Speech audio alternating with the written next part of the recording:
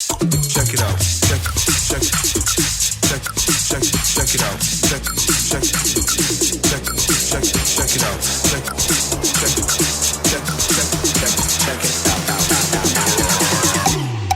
Check it out.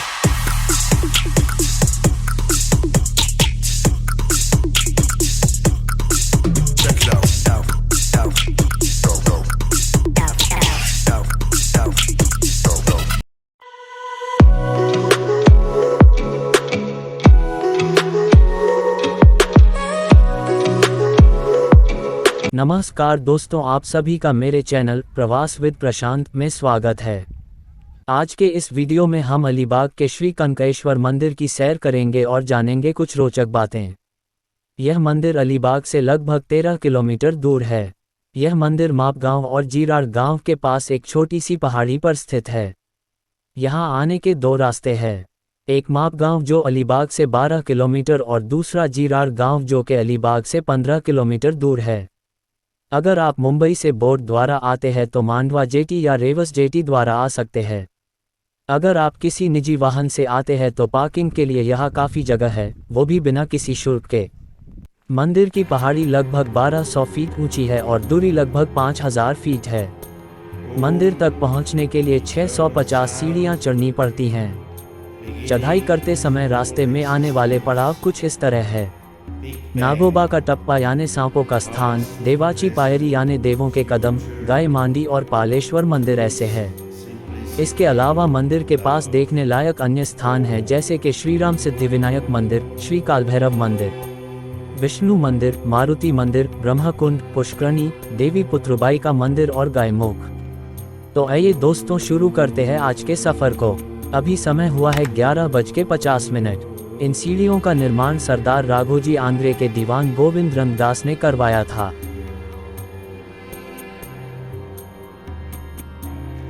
सीढ़ियों की चौड़ाई लंबी और ऊंचाई छोटी है, जिसके कारण थकान कम होती है और चढ़ने में आसानी होती है। मंदिर सुबह 6 बजे से रात 8 बजे तक खुला होता है।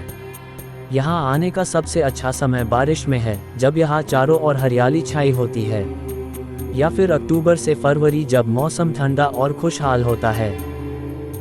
धूप से बचने के लिए आप सुबह 6 से 8 बजे या शाम में 4 बजे के बाद आए।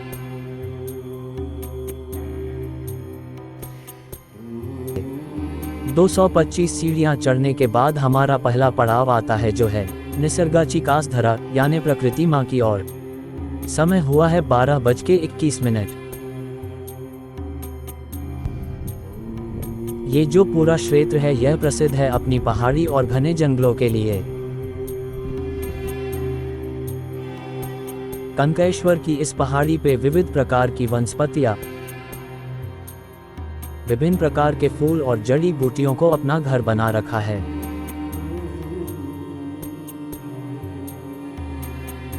यहाँ से आप अगर नजर घुमाते हैं तो आपको एक मनमोहक दृश्य दिखाई देगा। आज घना कोहरा छाया होने के कारण आपको ये साफ दिखाई नहीं देगा, लेकिन यहाँ से आप मुंबई शहर, अरबी समुद्र और उसमें खड़े खांदेरी, उंदेरी, दो जलदुर्ग और हरी चादर ओढ़ी पहाड़ी नजर आती है।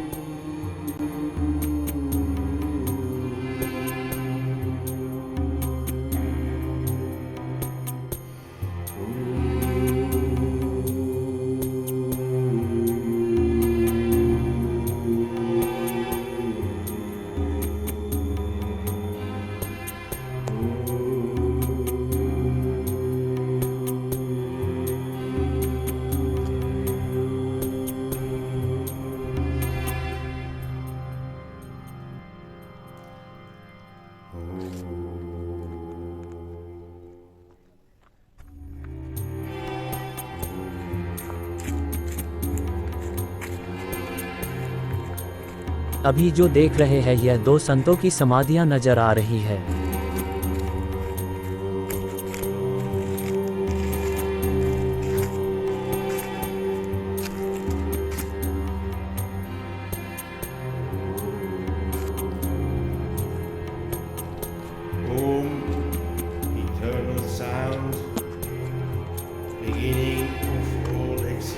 शुरुआत की चढ़ाई थोड़ी कठिन है।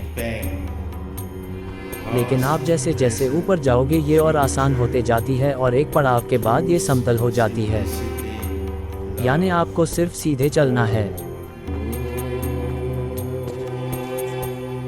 अभी हम जहां पहुंचे हैं उसे नागाचा टप्पा यानी नागू का स्थान कहा जाता है और समय हुआ है 12:40।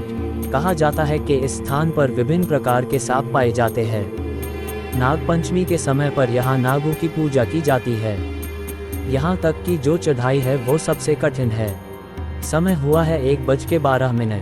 करीबन 300 सीढ़ियाँ पार करने के बाद हम पहुँच जाते हैं हमारे अगले पड़ाव पर, जो कि है देवाची पायरी यानी भगवान के कदम। माना जाता है यहाँ जो कदमों के निशान है यह स्वयं श्री कनकेश्वर भगवान के है।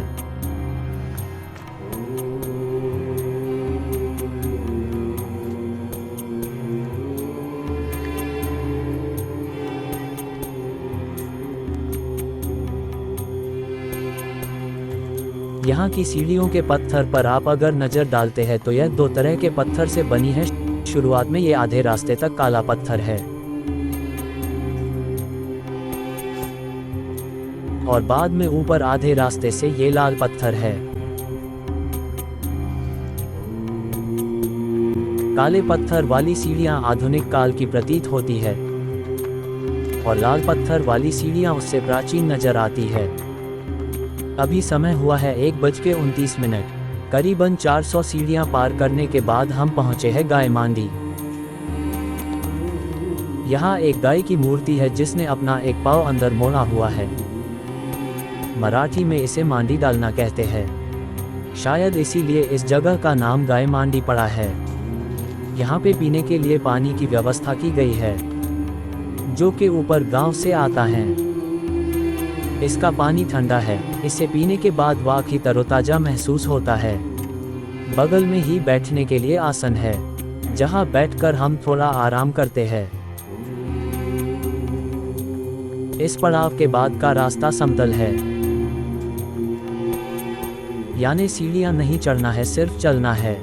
यहां से मंदिर की दूरी 1200 फीट है।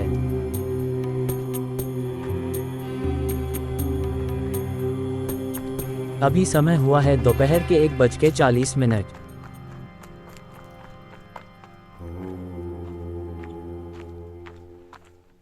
अभी 500 सीढ़ियां पार करने के बाद हम पहुंचे हैं पालेश्वर मंदिर।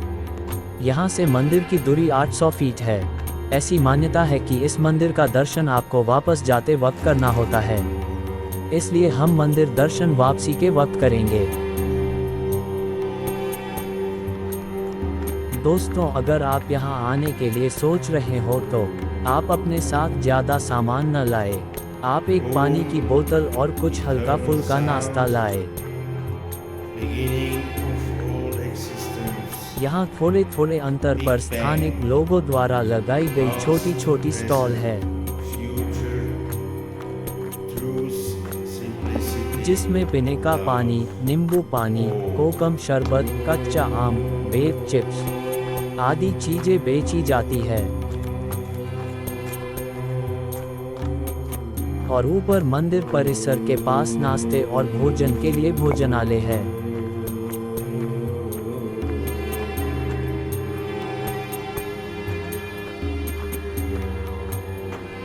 अभी समय हुआ है दोपहर के 1:45। 600 सीढ़ियां पार करने के बाद सामने नजर आ रही है श्री कनकेश्वर मंदिर के नाम की कमान। इसकी बाईं ओर एक समाधि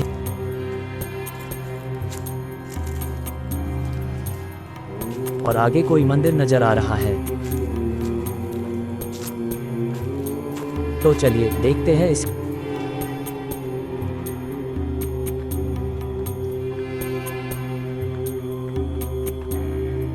मंदिर काफी खस्ता हाल में है जिसे मरम्मत की सख्त जरूरत है। यह जो मंदिर है वह हनुमान जी का मंदिर है। मूर्ति रंगीन है, ना कि सेंदूरी। तो बोलो जय श्री राम, जय श्री हनुमान।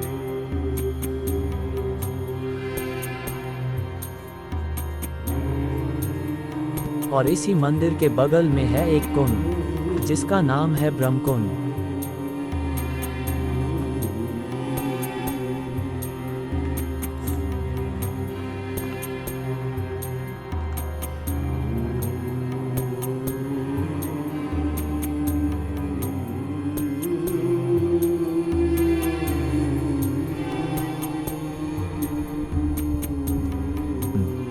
ब्रह्मकुंड के 4 द्वार और चारों ओर से सीढ़ियां हैं।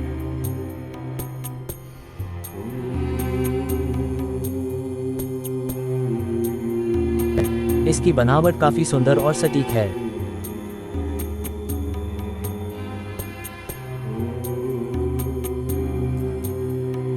बारिश में इसका पानी बाहर तक आता है।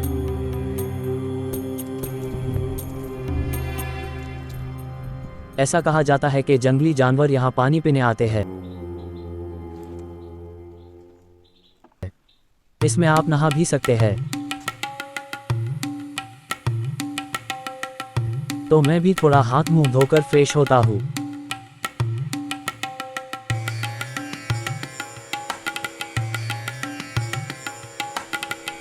ओह, इसका पानी बहुत ही ठंडा है। इसमें पैर डालने भर से ही पैरों को आराम मिल जाता है।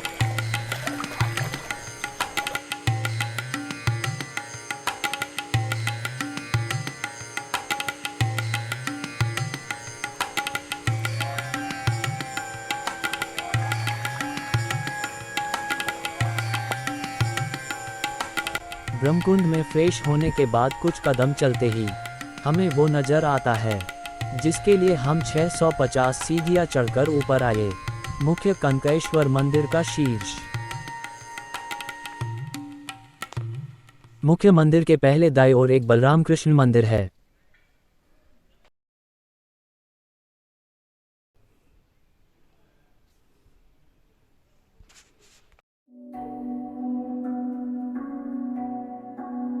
मुख्य मंदिर के ठीक पीछे एक विशाल अष्टकोणी पुष्करणी है।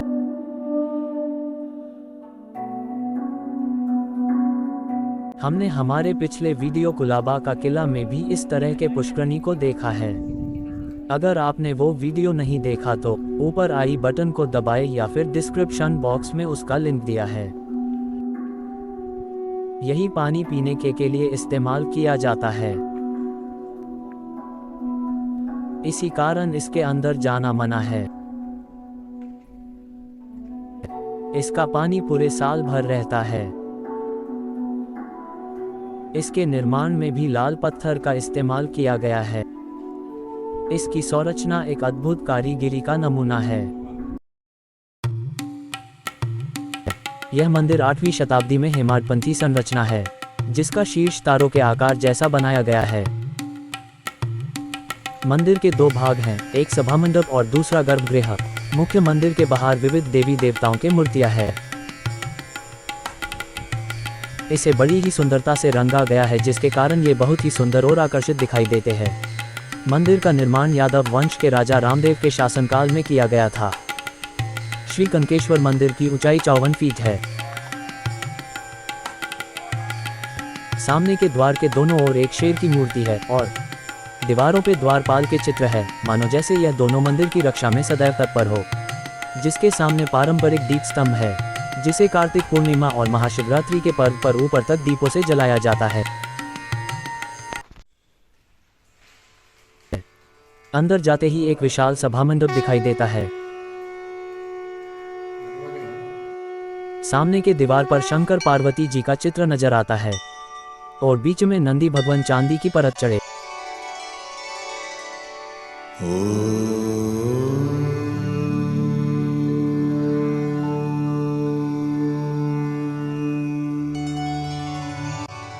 है और नीचे विराजमान है श्री कनकेश्वर अपनी स्वयंभू शिवलिंग स्वरूप।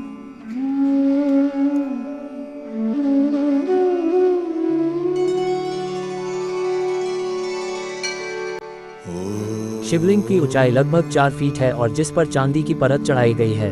हर साल कार्तिक पूर्णिमा और महाशिवरात्रि में यहाँ महाउत्सव मनाया जाता है और रुद्राभिषेक किया जाता है। साथ ही साथ पालकी भी घुमाई जाती है। महाशिवरात्रि में यहाँ करीबन 3000 तक दर्शनार्थी आते हैं। जिसकी कतार मंदिर से ब्रह्मकुंड तक जाती है। उन सब की प्रसाद और खाने की व्यवस्था के लिए यहाँ धर्मशाला भी है। आइए देखते हैं आसपास के दूसरे कुछ मंदिरों को। श्री राम सिद्धिविनायक मंदिर,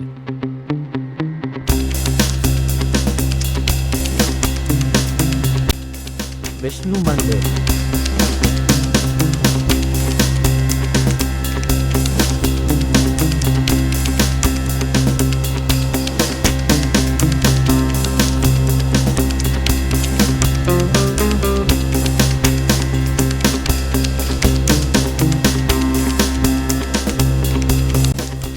मानकेश्वर मंदिर,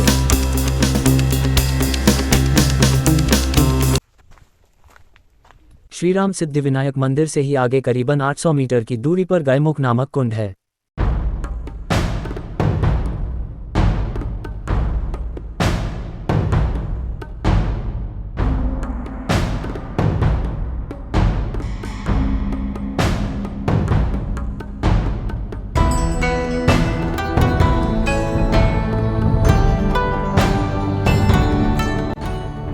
बहुत से लोग जानकारी के अभाव में यहाँ नहीं आते हैं।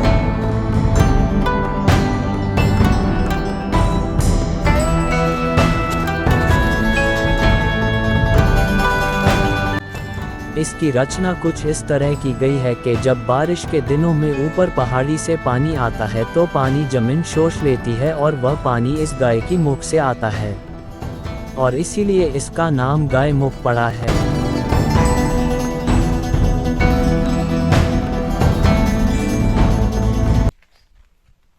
इस जगह के आसपास घना जंगल होने के कारण यहाँ गजब की खामोशी है। यहाँ का मौसम इतना सुहाना है, ऐसा लगता है कि यहीं पे छोटा घर बनाकर रह जाऊं।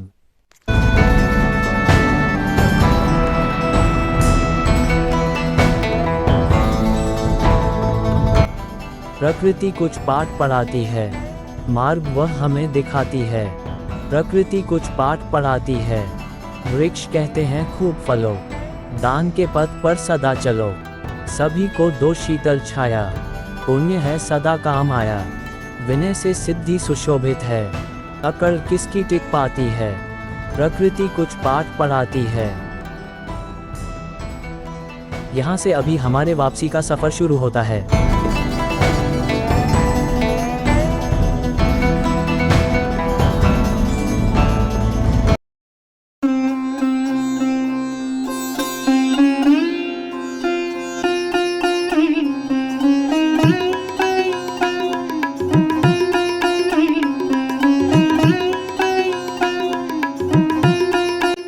इस स्थान पर भक्तों के ठहरने और घर के खाने और नाश्ते की अच्छी व्यवस्था है।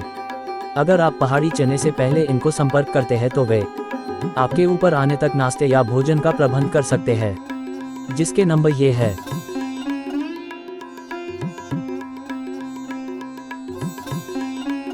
आपको याद होगा जब हम ऊपर आए थे तब पालेश्वर के दर्शन बाकी थे, जो कि हम वापसी के समय करने वाले थे।